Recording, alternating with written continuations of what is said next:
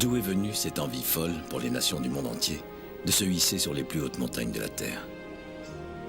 Parce que tout simplement, il n'y a que 14 sommets de plus de 8000 mètres sur notre planète.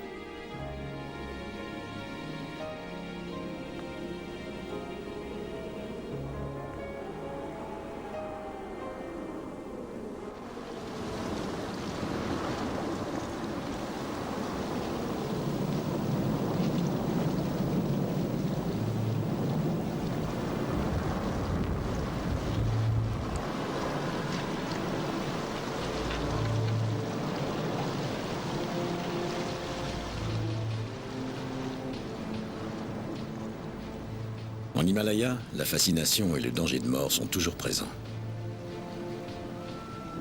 En 1953, un véritable bras de fer opposant Anglais et Allemands s'achève après 30 années d'efforts sur les pentes gelées des montagnes les plus hautes du monde.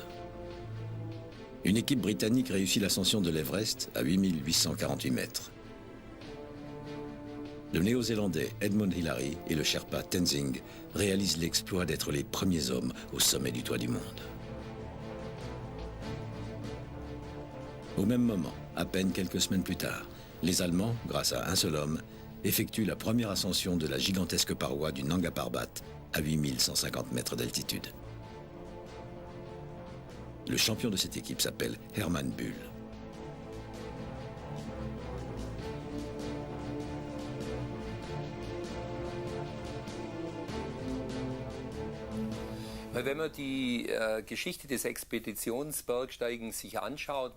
Lorsqu'on étudie l'histoire des expéditions d'alpinisme en Himalaya, avant la Seconde Guerre mondiale, il y a une compétition entre les Anglais sur l'Everest et les Allemands sur le Nanga Parbat.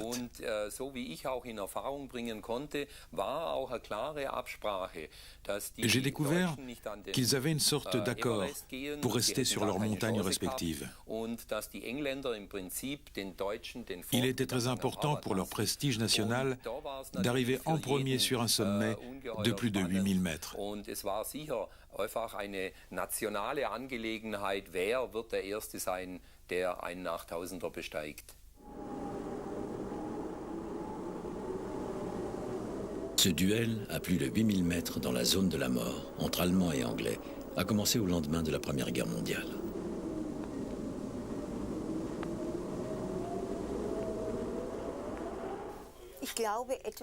Bien sûr, il y avait une sorte de compétition parce que tous les alpinistes ont cette rage de vaincre.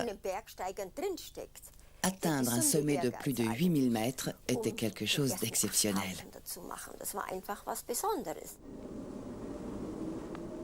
Au début du XXe siècle, les principaux sommets des Alpes sont atteints les uns après les autres. Le regard des alpinistes se tourne alors vers des montagnes de plus. Le Nanga Parbat se trouve à l'ouest, à 2000 km du toit du monde. L'Everest est situé à cheval sur la frontière entre le Népal et le Tibet. Ces deux géants de l'Himalaya vont devenir respectivement une véritable obsession pour les Allemands et les Britanniques.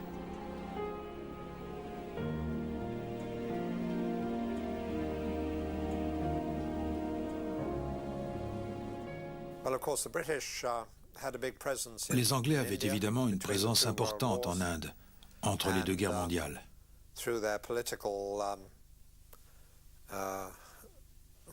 Et du fait de leurs bonnes relations politiques avec le Tibet, ils pouvaient contrôler l'accès aux montagnes par leur versant tibétain.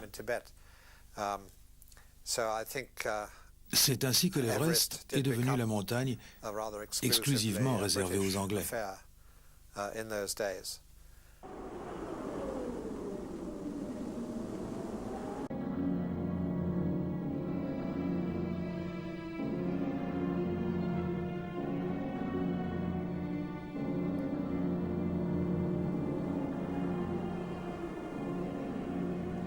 Also in den 30er Jahren war natürlich prägnant, dass es deutschsprachige Bergsteiger in erster Linie waren. Dans les années 30, tout le monde savait que les alpinistes allemands et autrichiens avaient réussi les ascensions les plus difficiles dans les Alpes.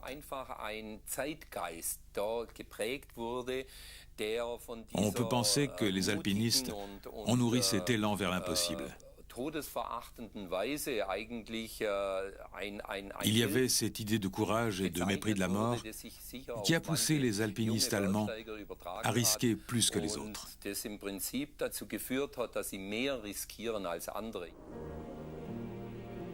En 1932, les Anglais interdisent aux Allemands l'accès au Tibet et au Sikkim, mais leur donnent l'autorisation de pénétrer au Cachemire.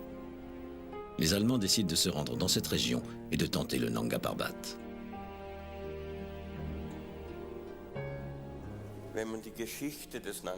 Quand on connaît l'histoire du Nanga Parbat, on pense à toutes les expéditions qui n'ont pas réussi et à tous ceux qui sont morts là-haut.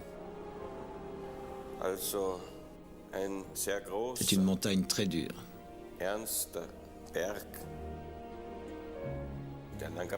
Le Nanga Parbat n'est pas comparable en altitude avec l'Everest, mais son ascension est beaucoup plus longue et difficile.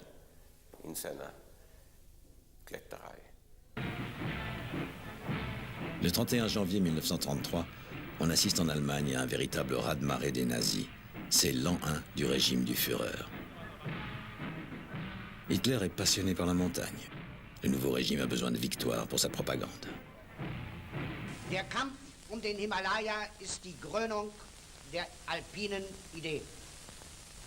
Ist Ausdruck der menschlichen Sehnsucht nach den letzten Grenzen des Erdraumes. Ist der verkörperte Wille des Menschen, die Materie zu besiegen. Die deutsche Himalaya-Expedition 1934 zum Nanga Parbat ist eine Herzenssache des deutschen Volkes geworden. Darüber hinaus hat sie von neuem die Augen der Welt auf den Himalaya gerichtet.